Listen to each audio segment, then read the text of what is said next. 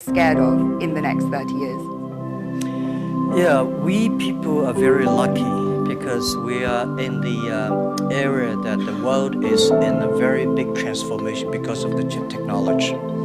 I think we read a lot on the books that 200 years ago when the first industry had a lot of great people, and then 100 years ago electricity revolution came, a lot of successful people. So now the technology comes. This new technology will also create a lot of successful people, interesting careers.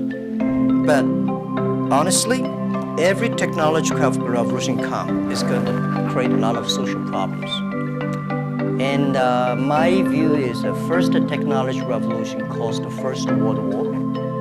Second technology revolution caused the Second World War. Now we're on the third. So what is going to happen next?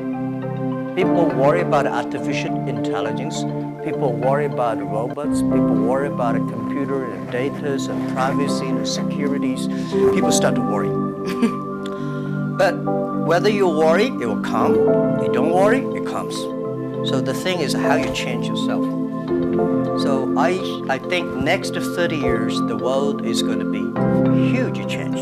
If there's a third world war, I think the world war should be a war against disease, a war against environment pollution, a war against poverty together. We should not a war against ourselves. But if we do not see clearly that using the new technology to solve this problem, if we do not unite, align together, human beings are going to fight each other. Because every technology revolution will make the world unbalanced. When something unbalanced coming, somebody used to be number one, suddenly become number two, and somebody was number three, and then become number one. It's all not comfortable. So we people, if you're 30 years old, my view is that if when you are 20 to 30 years old, you should follow a good boss, join a good company to learn how to do things properly. When you're 30 to 40 years old, if you want to do something yourself, just do it. You still can't afford to lose, to fail. But when you're 40 to 50 years old, my suggestion is that you should do things that you are good at, right? And not do things that, oh, that's very interesting, I want to try something new. It's a bit dangerous more. When you're 50 to 60 years old, spending time training and developing young people, the next generation. When you're over 60 years old, better stay with your grandchildren. But this is normally general like that. Not everybody like that, but most of the people like that. So 30 years old, we people, next 30 years, are the luckiest period. We have a lot of challenges, a lot of things are happening, and with our knowledge, with our physical power, it's time. You need to change. You have to think. If you want to be successful tomorrow, it's impossible. If you want to be successful a year later, it's impossible. But if you want to win 10 years later, you have a chance. That is why. Wonderful. And moving on to a topic which is kind of impossible to ignore after 2017. So a third of all the people in leadership positions in Alibaba are women. But the picture elsewhere is a bit more bleak. And a friend of mine recently said something that has really stayed with me. Women are tired of empowerment programs and we want power. In 2016, venture capitalists invested $58.2 billion in male-founded companies, while women received just $1.46 billion. And as 2017 showed, it was a year of sexual harassment scandals, the gender pay gap still exists, and unfortunately, the list does go on. So how do you think we can move beyond tokenistic gestures towards genuine gender equality? Yeah, that is very interesting. A few years, like 4 years ago, there is a journalist came to our company, and when he leaves, he asked me a question: why there are so many women in your company? And I never realized we have so many women in our company. I said, anything wrong? Today, we have 49%, close 49% of the employees of our company are women. That's a lot for a high-tech company. It's not on purpose we hire women. We think they are great in helping us to grow. Alibaba is an e-commerce company. E-commerce is a service industry. To serve people better, you should have a service heart. We find that women doing much better jobs than men. And the second is the last century, people compete because muscle. No, not this century is not muscle, it's the wisdom. And next is, I believe, if a person wants to be successful, you should have a high EQ. But if you don't want to lose quickly, you should have a high IQ. But if you want to be respected, you should have high LQ, the Q of love. So those three Qs put together, a lot of men, they have a high IQ but low EQ or very tiny LQ. Women balance-wise, they're the best. If you want your company to be successful, if you want your company to operate with wisdom, with care, women is the best. In my company, we noticed that women, they care others much more than men. Even on our site, today on shopping site, e-commerce, we find women buy a lot of things. But they buy for their husband, their parents, their kids. Men only buy for themselves mostly. Because you care, that makes you the difference. So we have 49% of the colleagues in the company are women, and close 37% of the senior management are women. We never feel anything wrong, and women they sacrifice more. When they love it, they believe it, they continue to do it. So I think one of the secret sauce for Alibaba to be successful was success in the past 18 years because we have so many women in colleagues. And the other thing is that we feel so proud. And most of the time you see I go out, I never realize that when we come, always 50% of women with my delegation, my team. Because we never think they're women, we think they're great colleagues. So if you try to say, now we got too many men, so we have to put some women inside, that's a disaster for both sides. So what would your advice be to companies that operate a little bit more on that quota-based system but seem to be not making progress or not having such kind of representation? When you have a quota-based, you must have a lot of women. You will never reach that. I think if a company full of men, trust me, this company cannot be sustainable, cannot keep on growing. Because just like a stew, if you don't put wood inside, the stew is too tough, it's easy to break. So when you have a woman and man in the same company, when something happens, the women are for example, one of the values for our company is that the number one value is customer number one, employee number two, shareholder number three. This is everywhere I go. Wall Street did not like my point, but this is what I said, If you like us, invest in us. If you don't like us, please sell our stocks, don't buy us. We believe customer number one, employee number two, shareholder number three. But when we start to compete, men suddenly get very angry. They start, and women always come and say, no competition, let's think about customer number one. Most of the women, they believe in the first day dream or first day love. Most of the men, easy to forget. I'm sorry, it's not I say bad about men. This is statistic. This is statistic. This is why our company works the balance. And it's naturally happening. It's not like so a lot of people have a tendency, man is better in doing things. But we think that even if man is better, we still have to hire the woman inside. And then the women have enough women will hire people. So this is how we did. So I don't know how many high-tech companies in the world like us, 49% colleagues are women. We feel proud of that.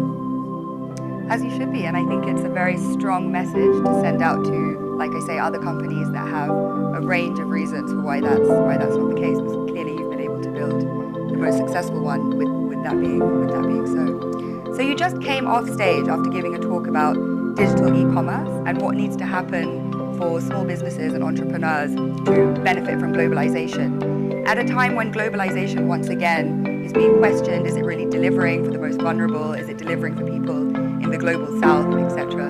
So what is your message to people in this room kind of about globalization, really?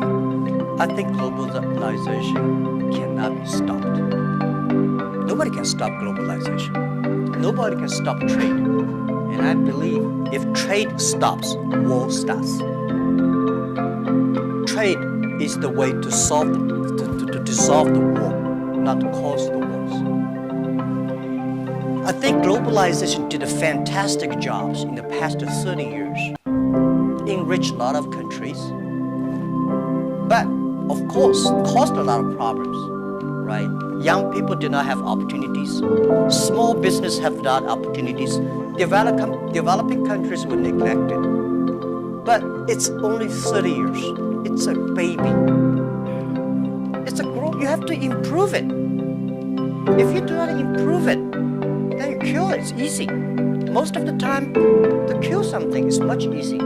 So my beliefs, it's our generation's job. Today, we have a better technology. We have a better knowledge about globalization. And it's our generation's responsibility or opportunity to improve it. Tell me, how can you stop globalization? Now, artificial intelligence come, robots come. My grandfather worked 16 hours a day, and he said he was very busy. We work 8 hours a day. We said we are very busy. Our children may only work 3 hours or 4 hours a day for 3 days a week. I bet they would say, oh, we're very busy. Then when you work only 3 hours a day and 4 days a week, what are you going to do? You're going to travel around, right? You cannot stay in the home for a week. You will travel.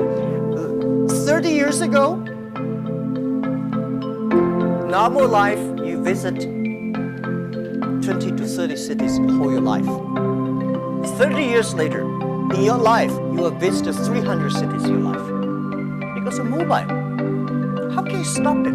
It's impossible. So thinking about that, the only thing is to improve it, to make it simple. Global trade should be simple, should be modernized, should giving inclusive, everybody have the opportunity. So my strong message is that, well, I feel sorry for WTO. They did a great job, but in the past 20 years, when you put the 200 government ministers in one room, how can they agree on something? Right? Because I don't like your country. No matter how good suggestion you have, I say no. But business people, even if we put 200 business people in one room, we will surely agree on something. And this is what I believe. The next generation of globalization should be inclusive, should create opportunities for young people to get involved. The first globalization in the human history was controlled by few kings and emperors. Last 30 years, globalization was controlled by 60,000 big companies. If you're not among the big companies, if you're not in the big, powerful countries, you don't have a chance. The next 30 years, I bet we will have 6 million or 16 million or 60 million companies get involved in globalization. And I'm sure we will make it happen. Together with a lot of people, maybe with you. With a mobile phone, if people still using mobile phone 30 years later. With a mobile phone, you can global buy. You want to buy something from Kenya, you just click. You want to buy something from Norway, you click global buy, global sell. If you're a small thing, without internet, you can only sell in your village or small town. Today, you can sell across the world. And global pay, global delivery, and global travel the only thing you have to bring is a mobile phone. No, not even passport. This is going to happen in 10 years. And this is the message. Let's catch this opportunity. If you complain, the other people catch it. If you catch the opportunity, embrace it now, you will be the next Alibaba. People like me, I was born in a very poor family. I never got a great education. I failed all the examinations. For what reason? I don't know.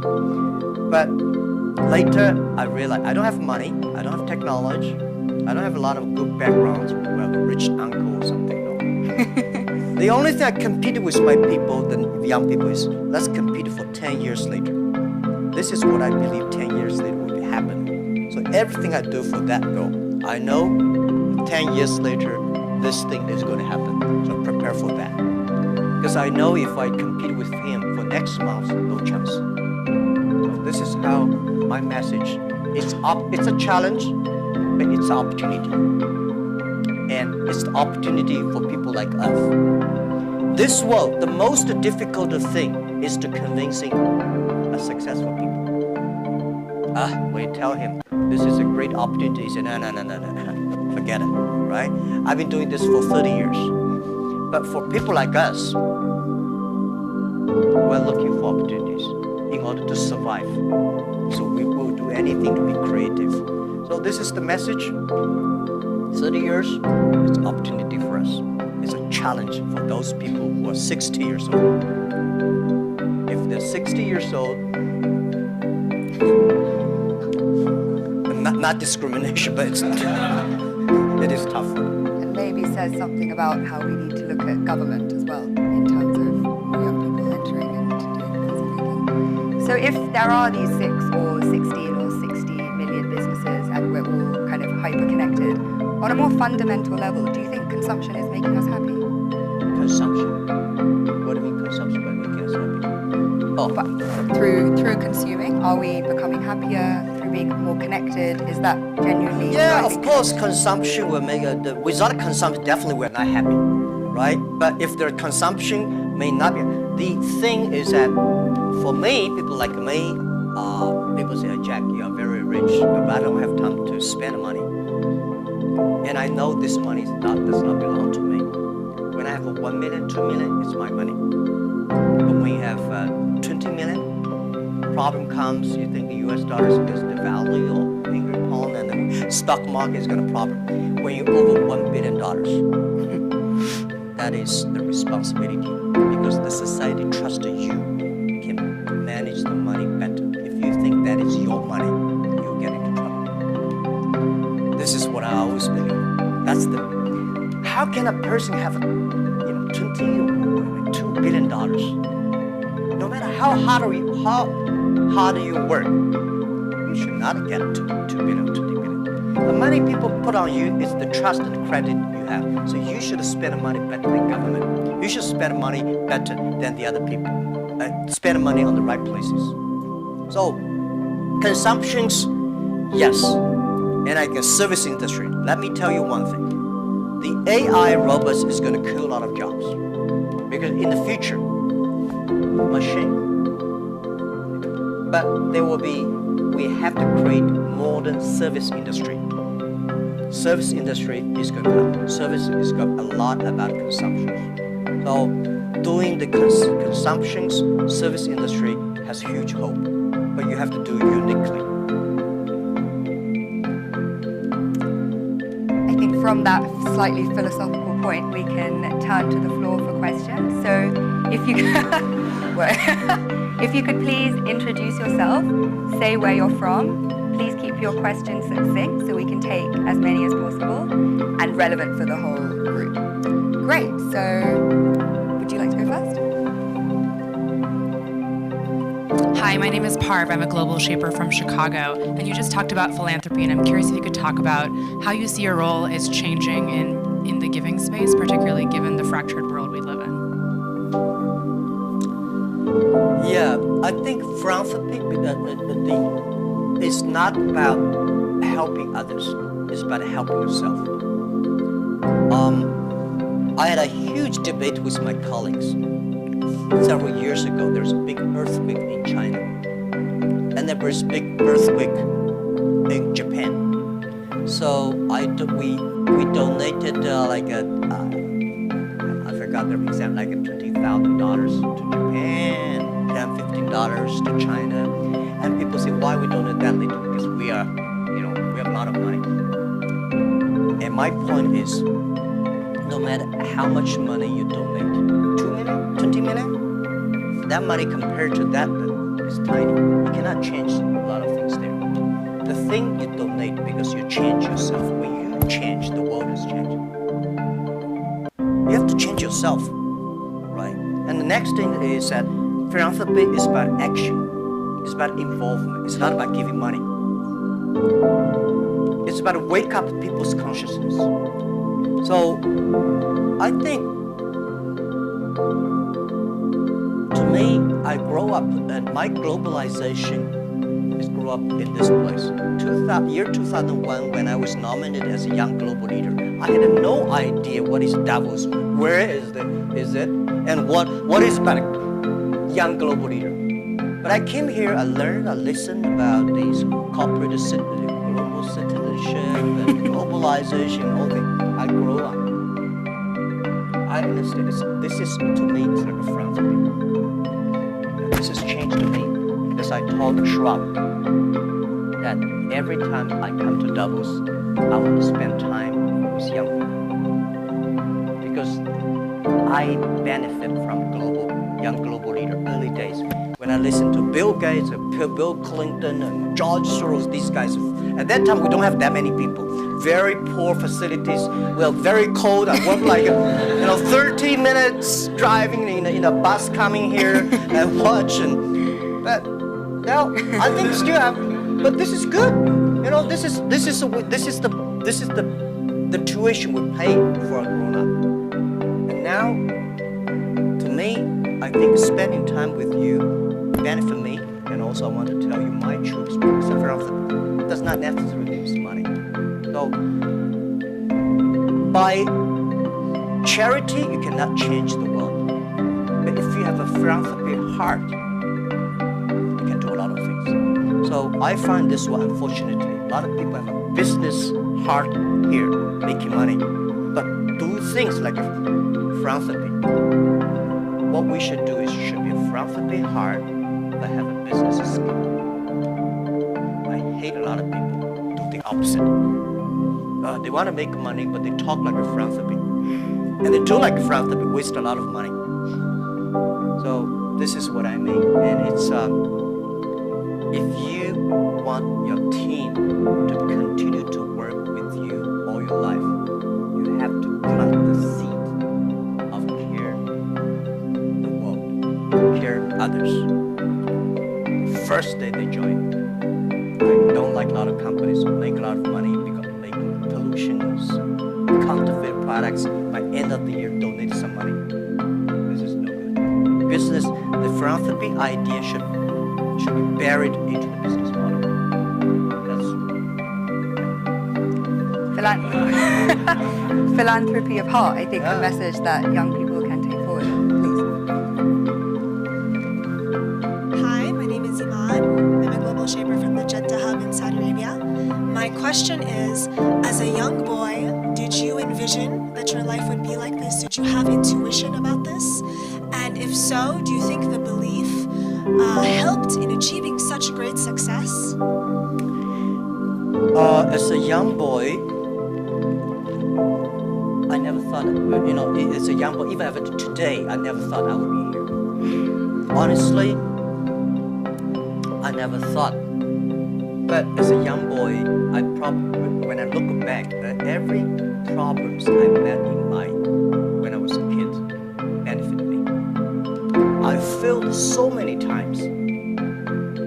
People probably know that I've applied jobs for so many jobs, over 30 jobs, all rejected, not even got a chance. 24 of us were interviewed for a KFC job. 23 accepted. I was the only guy rejected. 6 people went for looking for a police job. 5 accepted. I was the only one. My cousin and I applied job as a server in a 4-star hotel in my city. We waited a long queue for 2 hours. He was accepted. I was rejected. So my mother looked at me, because. But I know this is a training course for me. Before my 30 years old, I'm a failure. People lose, but I never give up. I think there is an opportunity there. And then I was a teacher later. I graduated from university. I was teaching in the university for 6 years. Number 5 year, I was elected the best teacher of my university, elected by students. So I said everything I taught my students are the things I learned from books. What if I go out, spend 10 years, experience all the things, whether fail or succeed, I go back to teach again. That was my original thinking doing Alibaba. So I never thought I could be rich. I never thought I would be successful. I never thought we could survive for 18 years.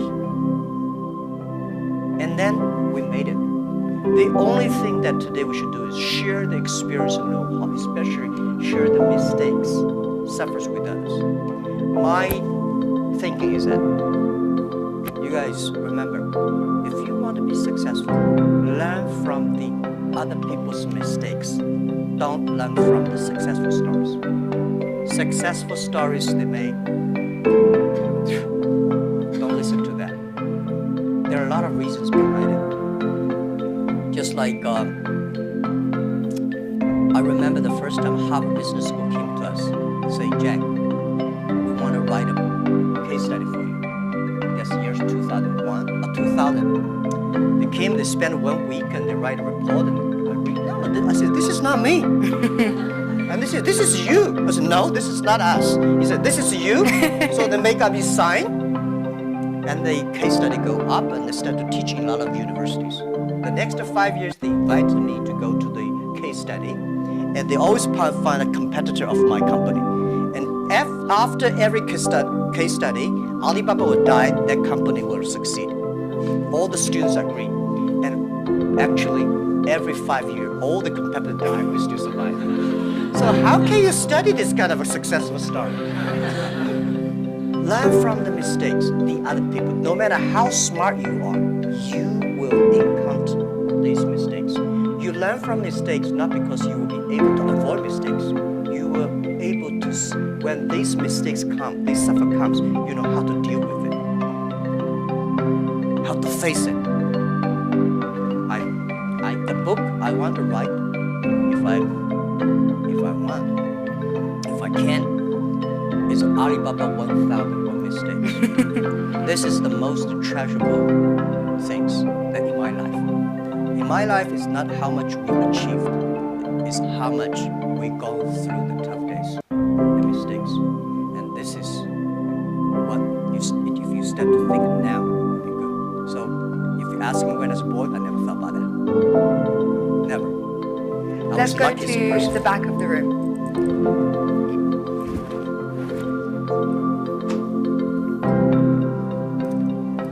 Finally, YGL from Shanghai. I know that you recently spent 100 billion RMB in deep tech research. I just wonder how you think of the future of deep tech and how that's going to influence humanity and creativity. Yeah. Thank you. I think technology, as a company, we invest 100 billion RMB, which is like 150, right? Or 15 billion US dollars on research for the high tech. As a company, I hope in the future we gain our profit because of our technology, not because of our size. So we have to invest in technology. But I don't like this kind of, there's a debate. Artificial intelligence, big data is going to threaten the human beings. I think artificial intelligence should support the human beings. The technology should always doing something to enable people instead of disable people. When steam machine comes, When cars comes, people hate it. Today we think car is good. When the automobile when first was designed, people hate, especially this car, this horseman. Right? They destroy every car they can see. So I would say, people like us, when we have the money, we have the resources, we have the young, old, excellent young people, we should spend money on the technology that enable people, empower people, make life better. So this is what we want to invest. And I think artificial intelligence, no matter how artificial intelligence is good, human being in the future compete with machine on knowledge, you don't have a chance. Computer is always going to be smarter than you are. When there's a car, forget about who runs faster. When there's a plane, don't think you can fly like a. When there's a computer, you know, computer is always smarter than you are. They never forget. They remember everything. They never get angry. They calculate faster. But computer can never be as wise as man. What's the difference between smart and wisdom? My view is, smart people see something the other people don't see. Wise people see something he pretend he did not see. Smart people know what he wants. Wise people know what he doesn't want. Wisdom. The person with wisdom knows, only you know I don't want this. Then you know what you want. So I think this is the money we invest to support human beings, not supporting Alibaba. This lab is open to the whole world. It's not supporting Alibaba at all.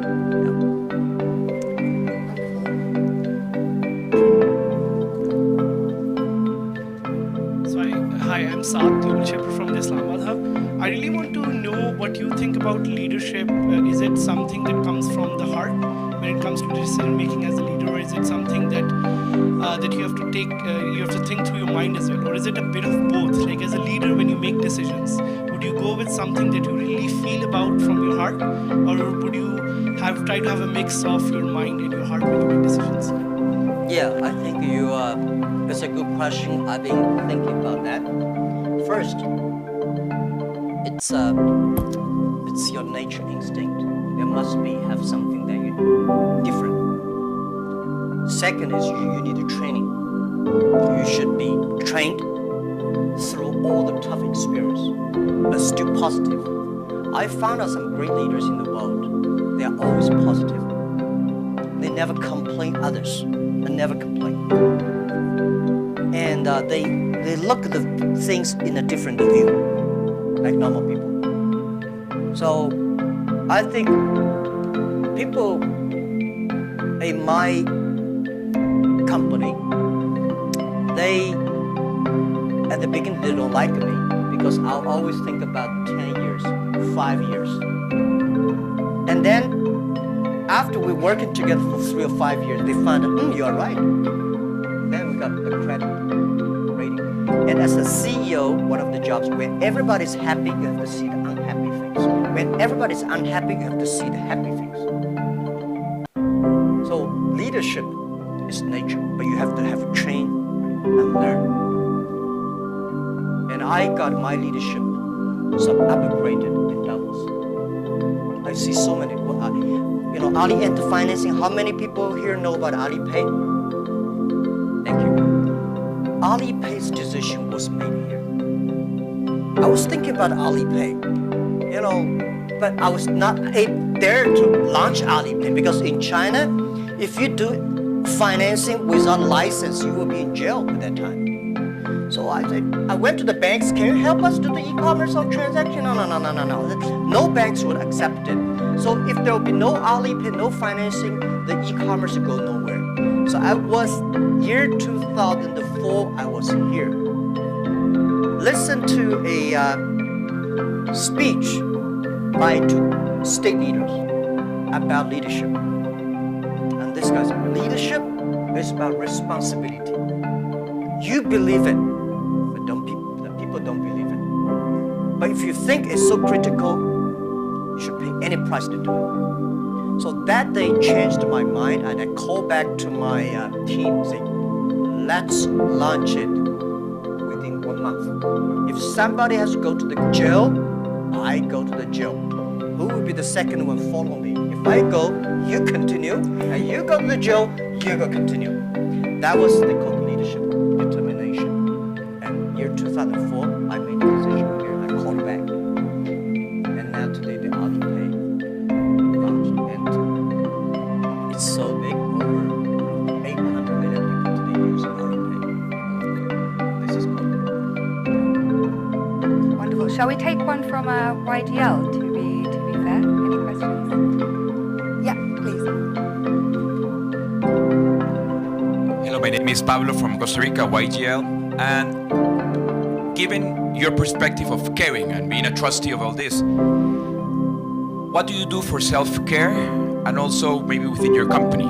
Because earlier on, often you can cut through sleep or other things in a silly way, and you realize that if you plan for the long term, one also has to take personal care, be either mindfulness or prioritizing better. And how are you doing this, and how do you promote that in your company? Well, I'm lucky that I have 18 co-founders, and most of them are students. When we in my apartment, I told them my dream and my vision and videotape. The funny thing is that when Alibaba launched the first day, I said, let's videotape everything, every important meetings that we join together. I said, the purpose is that someday, if we fail, we give the videos to the people to research why we fail. If we succeed, give the videos to the other people. So we have almost a whole house of videotapes. So the first videotape, I speak for 2 hours, and those guys look at me. Okay, so that's what you want to do? I said, yeah, this is what I want to do. I was the first. I know nothing about technology. I know nothing about management. I know nothing about. But the only thing is that you don't have to know a lot of things. You have to find the people who are smarter than you are. My first way is always find people who knowledge on computer smart than I am. Accounting smart than I am. For so many years, I always try to find the people who are smart than I am. And when you find so many smart people, my job is to make sure the smart people can work it together. And then if smart people can work it together, it's easy. The vision you believe. Because if stupid people can work it together easily, smart people can never work together. But stupid people work it together easily, they don't believe the vision.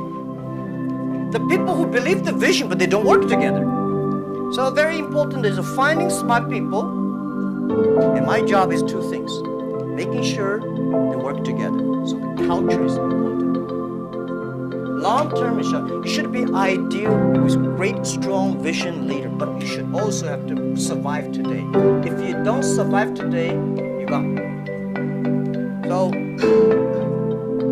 the best way to promote your company is not you, it's not me as the CEO. The best way is your product, your services, your employees. The best product of your company is your employee. So I spent a lot of time, early days. For the first 2,000 employees of Alibaba, I speak to everybody for 1 or 2 hours. And they joining. I said, we never promise you will be rich. I never promise you will be promoted. But I promise you will suffer.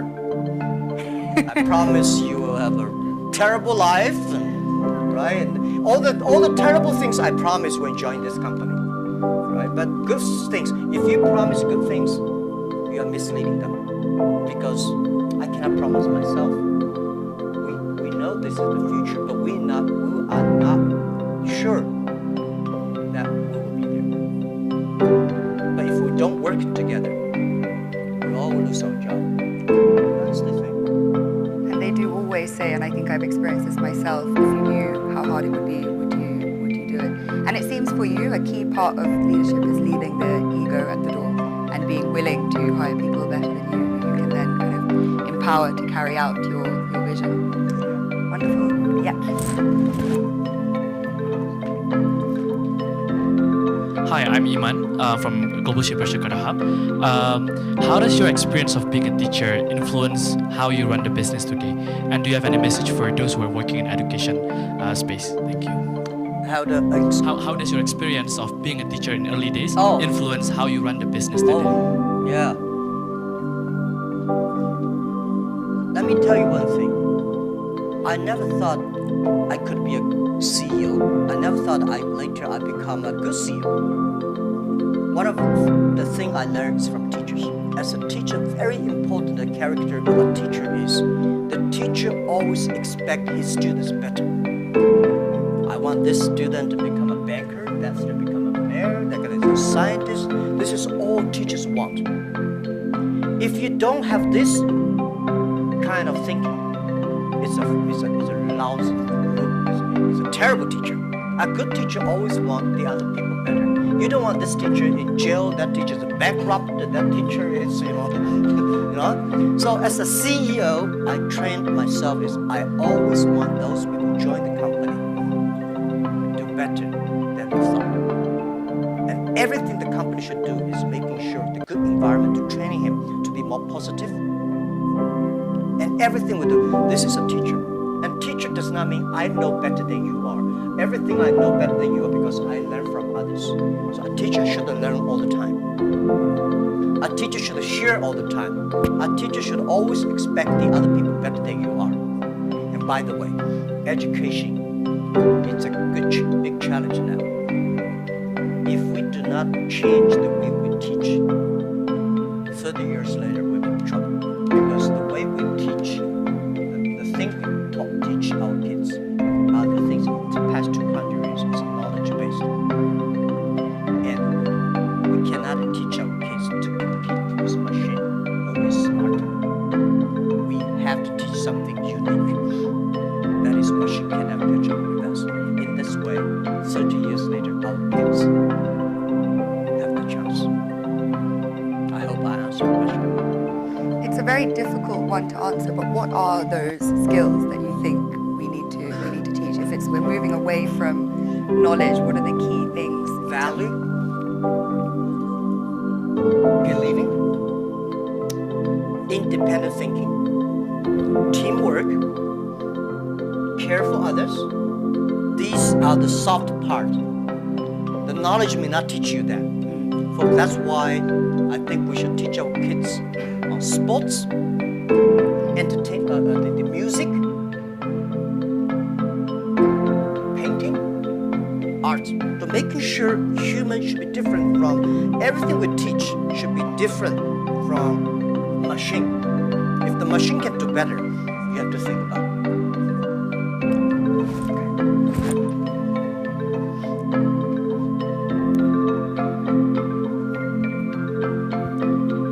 Hi, this is Hashim Al-Musawi from Manama Hub, Bahrain. Talking about education and the fourth industrial revolution, we have been talking about people losing their jobs or they are not qualified enough with the skills needed. What are you doing for the people within your company to get up to date, to get continuous learning, to know what's the technologies needed for the future?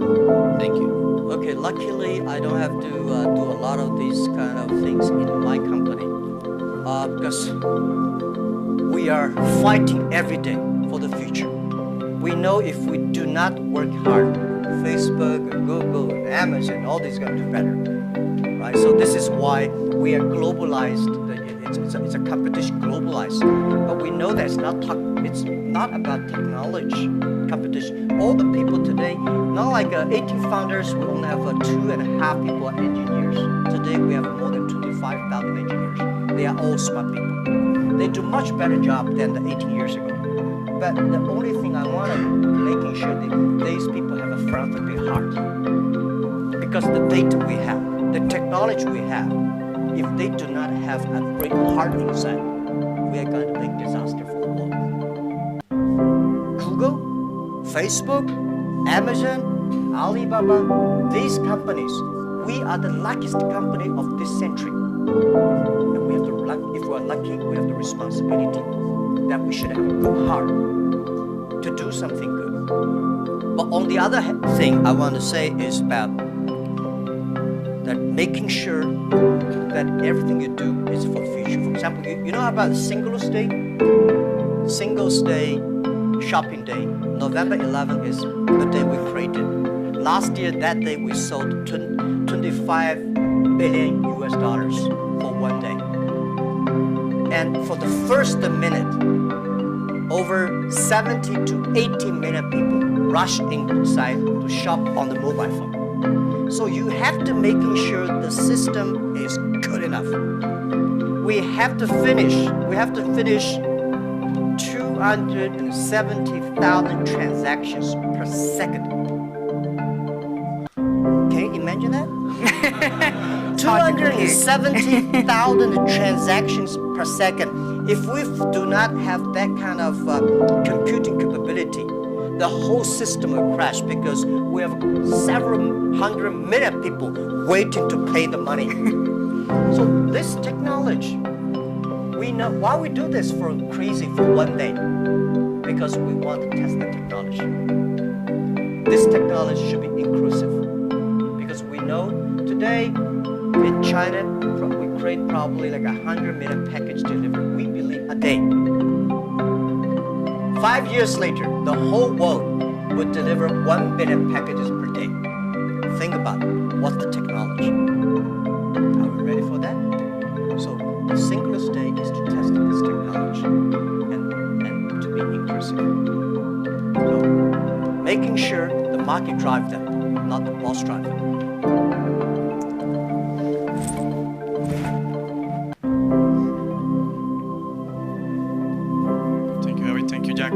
Jesus Cepeda from Mexico, from the Monterrey Hub Global Shaper. We have been talking a lot about our generation, and I really like the conversation about 30 years before, 30 years after. Actually, I have been hearing these days that we haven't had this snow in 30 years here. So the question is going to a quote of Professor Schwab. He said a couple of months ago to the Global Shapers that we're the first generation that is going to suffer about climate change. And we are the last one that can do something about it. So, with your teaching passion, what are the 3 things that you are saying to educate the 30 million employees, or the 100 million employees, or everyone who's looking at this video, to develop an environmental mindset, a spiritual mindset, a non-fragmented world mindset? Okay. First, let me say this. Every disasters, the environment disasters, is a reflect of human heart today. Because when we need it too much, we destroy a lot of things. I think the human being today,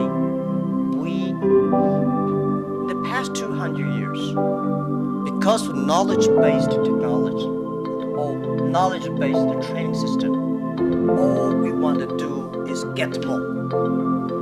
We want more things. We go to the moon, we go to Mars, we go this, we always outside looking.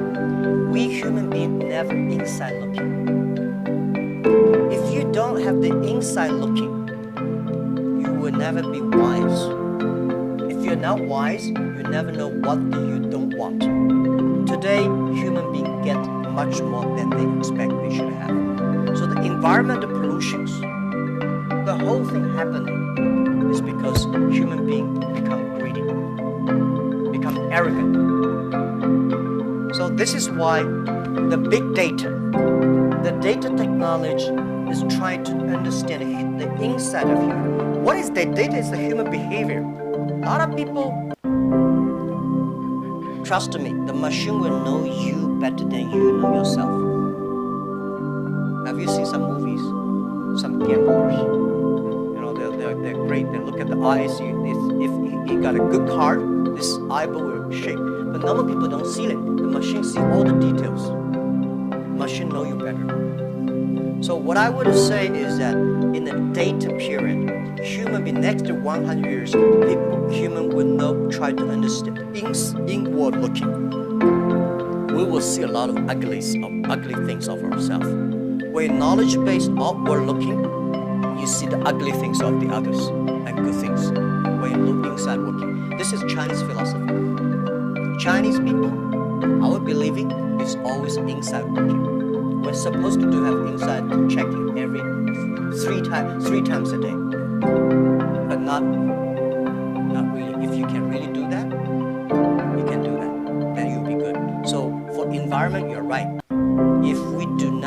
make action. Take action.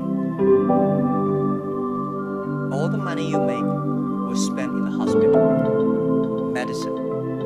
Our kids will be in big trouble. So let's fix it. And first fix our heart, fix our know-how, and fix our belief. When you have a belief, when you have a religion, when you have a value, it's better. So I think this is what I concern me. This is what I think the young people should always have, the value, the mission. If you have something you believe in your heart, that will be different. This is what next to 30 years education focus on. We have time for one last brief question. Marina?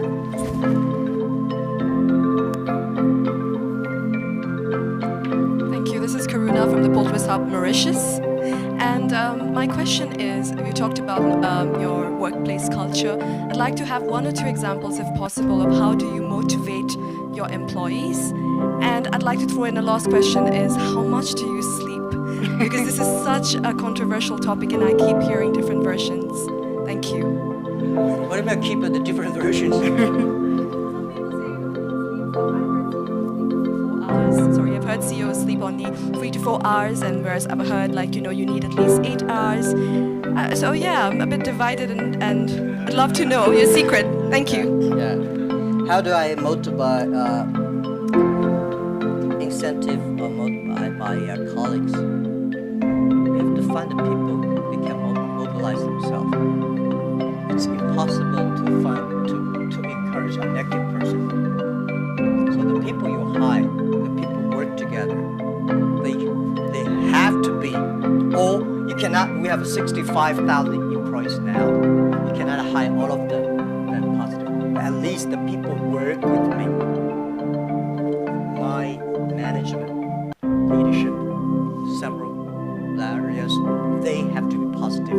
They have to know to incentive the others, because I cannot incentive everybody. And making sure the culture. So I think it will be very painful for me to talk to my vice president, and he need to be incentivized, mobilized every time. Right? This won't work. If he does not know how to incentivize or mobilize his people, it's better. I don't think he will be the vice president. He should be a good engineer, good designer, but not a good leader. A good leader should know how, but not by only money. Most of people incentivized but not because you give them a lot of money. You give them respect, trust, appreciation, and correct, heartful advice. When you come to my meetings, internal meetings, you will be shocked, because we are not like a lot of the other Chinese companies. The boss say everyone listen, take notes, and go down. We are like a war room. We make decision based on whose voice is louder. Right? Early days, we fight and talk, and then making sure everybody speak up. Right. So this is also a way of mobilizing and incentive. There are a lot of ways, and different people have a different way to set incentive. So this, how much time I sleep? I have a problem. I sleep not very short, but not good, and I don't eat a lot. This is something that I was curious. I don't eat a lot. I'm a very picky on the food, and I don't know. Sometimes I would love to see what the things that make me work like that. But for sure, that if I suddenly give me 1 month vacation, I'll collapse. I think there will be something in my heart, maybe the mission. At the beginning, it's a mission of 18 people. Today, we have 65,000 people. They all believe the mission. So if I give up, I can give up my position, but I should not give up the mission. If I I give up, everybody say, hey, no. So, and then especially today, Alibaba at this size, people continue to say, for this size, the growth rate will be tiny or down. So within 10, 20 years, Alibaba will look like. If you want to be still be greater or triple our size, what the direction, how to do it. So I spend a lot of time thinking, and I love to think. Good thing is I have a good team now. I think, I do the talk, they do the work. Yes. On that note, I'm sorry we didn't have